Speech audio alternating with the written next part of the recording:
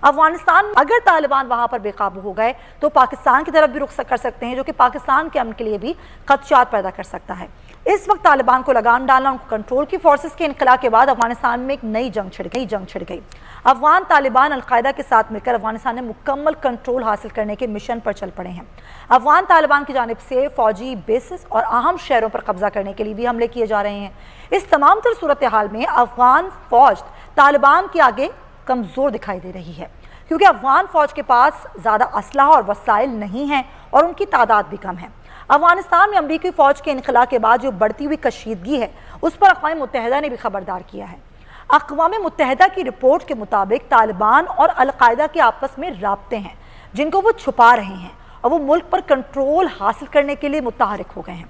Report ये कहती है कि तालिबान ने अफगान हुकूमत से अपने मुतालबात मनवाने के लिए पुरतशद्दुद कार्रवाइयों और हमलों में इजाफा कर दिया है। इस वक्त अफगानिस्तान के 50 से 70% इलाकों पर अफगान तालिबान का कंट्रोल है और तालिबान की तादाद में भी इजाफा हो रहा है। अफगानिस्तान में जन्म लेने वाला ये नया महाज पाकिस्तान के लिए भी नाजरीन खतरनाक साबित हो सकता है। अगर तालिबान वहां पर बेकाबू हो गए तो पाकिस्तान की तरफ भी रुख कर सकते हैं, जो कि पाकिस्तान के अमन के लिए भी खदशात पैदा कर सकता है। इस वक्त तालिबान को लगाम डालना, उनको कंट्रोल करना बेहद ज़रूरी है, क्योंकि अफगानिस्तान में अगर जंग छिड़ गई तो अफगानिस्तान से लोग फिर ज़ाहिर नकल मकानी करेंगे, वो पाकिस्तान भी आ सकते हैं और ज़ाहिर इसका जो सारा असर है वो खित्ते के दीगर ममालिक पर ही पड़ सकता है। तो ये तमाम तरह से पाकिस्तान का किरदार बिल्कुल इसमें जो है वो नज़रअंदाज नहीं किया जा सकता, जो पाकिस्तान ने अब तक इस पर काम किया, लेकिन ज़ाहिर पाकिस्तान भी अपने खदशात का इजहार कर रहा है। ज़ाहिर इन तमाम तर खदशात के बावजूद अफगान हुकूमत का किरदार बड़ा अहम है। फैसल साहब, अफगान हुकूमत को पहले भी राज़ी करने की कोशिश की गई थी, अमेरिका ने दबाव डाला कि भाई आपके पास कोई और तरीक़ेकार नहीं है, आपको एक इश्तराक करना होगा तालिबान के साथ और ऐसी हुकूमत आप जो है वो बना सकते हैं। और शायद अफगान हुकूमत को ये लगा कि अब नई अमरीकी हुकूमत आएगी तो शायद कुछ और राह निकल आए, लेकिन ऐसा नहीं हो सका। आपको क्या लग रहा है, कहाँ तक जा रहे हैं ये मामला? देखिए, जो सूरत हाल अफ़गानिस्तान में है और अमेरिका के निकलने के बाद होगी, उसका सबसे ज़्यादा अफ़गानिस्तान को तो नुकसान होगा ही होगा जो इस वक्त के हालात हैं, लेकिन पाकिस्तान को भी होगा। हम किस हद तक इसको संभाल सकते हैं? हम एक प्रोजेक्ट चला रहे हैं चाइना के साथ मिलकर, जिसका हामी नहीं है अमेरिका और मुसलसल मुखालफत करता है CPEC की, और पाकिस्तान जिस तरह से वो लेकर चल रहा है, अगर सूरत हाल अफ़गानिस्तान में ख़राब होती है और दोबारा अफ़गान महाजरीन ऐसी कैफियत के अंदर पाकिस्तान में दाखिल होते हैं जो पाकिस्तान ने भुगता है, 40 लाख अफ़गान महाजरीन को पाकिस्तान में रख कर, और जो अब सूरत हाल हुई है, drug culture, Kalashnikov culture, crime, और उनको हम संभाल नहीं पाए, ऐसी सूरत हाल के अंदर हम संभलेंगे कैसे और इसका बेनिफिट कौन लेगा? अगर फ़र्ज़ करें कि सब कुछ होता है और जिस तेज़ी से अमेरिका निकलने की कोशिश कर रहा है, अगर मैं सिर्फ पाकिस्तान और पाकिस्तानी लोगों के लिए और हुकूमत के लिए और पाकिस्तान आर्मी के एंगल से देखूं, तो सबसे बड़ा नुकसान हमें ये हो सकता है कि CPEC को कोई नुकसान हो जाए, रुक जाए, स्लो हो जाए और स्लो हो जाए, ये परेशानियाँ खड़ी हों। दूसरा मामला ये है कि तालिबान के साथ आप जितने भी सॉफ्ट हों, जितने भी आपके ताल्लुकात बेहतर हों, आप ये मुआहिदा कराने में कैसे कामयाब हो सकते हैं कि अशरफ गनी और ये मिलकर हुकूमत चला लें? क्योंकि जब अमेरिका निकल जाएगा तो उसका इंटरेस्ट कम हो जाएगा, फिर कौन लीडर होगा जो उसको बिठाएगा? वो चीन की बात मानेंगे, वो टर्की की बात मानेंगे, वो सऊदी अरब की बात मानेंगे, वो कतर की बात मानेंगे, वो पाकिस्तान की बात मानेंगे। फिर एक साजिश मुसलसल चल रही है हिंदुस्तान की, जो इतने बड़े पैमाने पर कॉन्सुलेट्स के साथ वहां पे काम कर रहा है और पाकिस्तान के खिलाफ काम कर रहा है। ऐसी कैफियत के अंदर कैसे हम रिजल्ट लेंगे? और तीसरी अहम बात कि अफगान फौज के पास असला नहीं है, कम है, तालिबान के पास ज्यादा है और वो मुकाबला कर रहे हैं अमरीकी फौज का भी और उनका भी। पेचीदगियां हैं, बड़ी पेचीदगियां हैं। हमें तो खाली अपनी चीज़ों को संभालने की ज़रूरत है। कोई भी हुकूमत आए, हम किसी से मुकाबला ना करें, अपने आप को सेव करें, अपने बॉर्डर को सेव करें। अगर महाजरीन भी आए तो उनको किसी ब्लॉक में रखें, पूरे पाकिस्तान में फैलने न दें। सही। अगला जो अमेरिका का है वो चीन के साथ है, लेकिन पाकिस्तान अपना मौके वाज़ेह कर चुका है। वो कहता है अफगानिस्तान में अमन होगा तो पाकिस्तान और चीन के साथ जो है मामलात बेहतर हो सकेंगे। पाकिस्तान अपने खदशात का इज़हार बारहा कर चुका है, लेकिन पाकिस्तान के पास ऑप्शंस क्या हैं? पाकिस्तान जो कुछ कर सकता था वो उसने करा है, लेकिन अब अपने आप को बचाने के लिए, अपने खित्ते में अमन कायम करने के लिए क्या इक़दाम पाकिस्तान कर सकता है? क्या इस तरह की डायलॉग कर सकता है? फैसल साहब, जब पाकिस्तान हर तरह की मदद फराम कर सकता है तो अपने खित्ते को महफूज रखने के लिए पाकिस्तान के पास क्या ऑप्शंस हैं जिन ऑप्शन पर पाकिस्तान बात कर सकता है?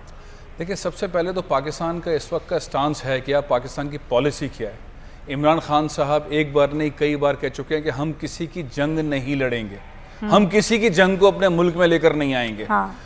ये बहुत क्लियर किस्म की पॉलिसी रही है। आर्मी चीफ बहुत खुलकर इस तरह की बातें कहते रहे और बहुत मोहतात किस्म की मिलिट्री और सिविल एडमिनिस्ट्रेशन की एक अच्छी रिलेशनशिप चल रही है, जिसके अंदर पाकिस्तान का बिल्कुल क्लियर स्टांस है कि हम इस सारे मरहले से बाहर निकलना चाहते हैं। 70,000 जानों की कुर्बानी पाकिस्तानियों ने दी है, इसमें सिविलियन भी हैं, फौजी भी हैं, मईशत को नुकसान हुआ, 110 अरब डॉलर का नुकसान हुआ है। पाकिस्तान को वो सब कुछ नहीं मिला जो पाकिस्तान ने किया, अमेरिका ने वो डिलीवर नहीं किया जो पाकिस्तान ने किया।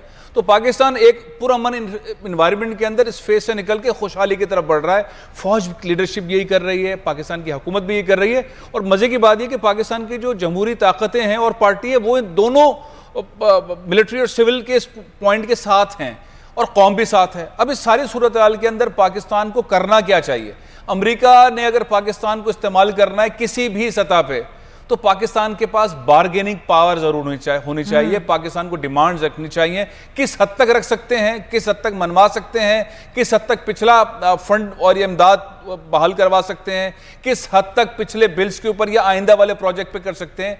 ये बार बार जो वहाँ के स्टेटमेंट आते हैं, सीपेक के खिलाफ अमेरिकन स्टेटमेंट आते हैं, विदाउट पैकेज आ रहे हैं ना। कोई ऐसी चीज तो दे जो चाइना हमारे साथ कर रहा है, चाइना जो हमारे मुल्क में तरक्की कर रहा है, चाइना को जो बेनिफिट हमारे रूट के हिसाब से मिल रहा है, जिससे पाकिस्तान में खुशहाली आ रही है, दो तरफा है ना। कोई ऐसी चीज करें। और मेरा अपना जाती ख्याल यह है कि जितना पाकिस्तान ने दिया है अमेरिका को, अमेरिका उसका 10% भी नहीं दे सका है। अब लीडरशिप ऐसी है जिसमें हम कहें कि इमरान खान साहब हों या हमारे आर्मी चीफ हो, दोनों साइड पर एक हम आहंगी है। तो कोई सॉलिड किस्म की बात हो, कोई ऐसी चीज हो जिससे कुछ मिले। हम किसी की जंग में जाना कोई फायदा नहीं है, और अपने आप को सेफ करना प्रायोरिटी होनी चाहिए अमन के लिए, खुशहाली के लिए। बिल्कुल। आसिफ साहब, पाकिस्तान अमेरिका से क्या ले सकता है या अमेरिका पाकिस्तान को क्या दे सकता है? कुर्बानी का बकरा बनना ही है पाकिस्तान ने सिर्फ, और सिर्फ मदद करनी है? यहाँ पर तो बहुत सारी बातें होती हैं कि जी अड्डे भी फराम करने की बातें की जा रही हैं कि पाकिस्तान अमेरिका को अड्डे भी फराम कर रहा है, लेकिन हम बहुत कुछ दे चुके हैं, दे भी रहे हैं, लेकिन क्या ले सकते हैं अमेरिका से पाकिस्तान? मेरे ख्याल में ये लेन देन का जो मामला है ना, अब ये पुराना हो गया, और अब जो है जिस तरह का जो ट्रस्ट डेफिसिट डेवलप हुआ है पाकिस्तान और अमेरिका के दरमियान, खासकर जब से इंडिया और अमेरिका का स्ट्रेटेजिक डायलॉग जो है वो कामयाबी की तरफ गया है, तो इसलिए अमेरिका पे पाकिस्तान का ट्रस्ट करना मुश्किल हो जाएगा। हाँ, एक नॉर्मल रिलेशनशिप की तरफ जाएंगे जिसमें इकोनॉमिक कॉन्फिडेंस ज्यादा होगा। तो इसलिए जो है मेरा नहीं ख्याल कि अफगानिस्तान के कॉन्टेक्स्ट में Pakistan would be bidding for, ऐसा नहीं होगा। और दूसरा ये है कि पाकिस्तान की जो अब रीजनल अप्रोच है वो एवॉल्व हो रही है और काफी हद तक इसमें कामयाबी है। यही वजह है कि अफगानिस्तान की जो इमीडिएट नेबर्स हैं उसमें ईरान, चाइना, रशिया इमीडिएट तो नहीं, लेकिन उसमें जो है तुर्कमेनिस्तान, उज्बेकिस्तान, ताजिकिस्तान, उनकी जो सिक्योरिटी है उसकी गारंटी रशिया देता है। तो इस लिहाज से रशिया की डायरेक्ट इन्वॉल्वमेंट है। वो जो है नंबर 1 वो अमेरिकन फोर्सेस का इनखला चाहते थे, जो हो गया, जो हो रहा है। और इस लिहाज से वो तो उसमें ये है कि पाकिस्तान अमेरिकियों के लिए बेसिस वाली बात होगी। मेरे ख्याल में पाकिस्तान बेस नहीं देगा। उसका एक मैं वो रीजन आपको बता चुका हूँ कि जो है जो ट्रस्ट डेफिसिट है। दूसरा ये है कि पाकिस्तान जो है इस खिते के अंदर जो इस वक्त जो वो है मूड है वो यही है कि अफगानिस्तान को पीस और की तरफ जाना चाहिए। वो उसी वक्त मुमकिन है कि जब अफगानिस्तान के इमीडिएट नेबर्स जो हैं उनके दरमियान जो है वो एक पेज पे हों, और वो जो है ऐसी किसी भी ताकतों को इजाजत ना दें जो वहाँ पे जो है डीस्टेबलाइजिंग रोल अदा करें। और इसलिए ये एक नई एवॉल्विंग सिचुएशन है खिते के अंदर, और ये खुशाइन बात है। उम्मीद है कि ये इसमें आगे पेशरफ्त होगी। तीसरी बात जो सीपैक की हो रही है, सीपैक एक रियलिटी है, इसमें थोड़ी ग्लिचेस आएंगी, लेकिन उसने अपनी जगह कामयाब होना है। क्योंकि और दूसरा चाइना की है कि जी अमेरिका हमें क्या दे सकता है, अमेरिका हमें जो भी दे सकता है वो रेसिप्रोकल बेसिस है। अभी वो हमारा लार्जेस्ट ट्रेडिंग पार्टनर है, तो मेरे ख्याल में हमें उस पर फोकस करना चाहिए। जी ठीक है।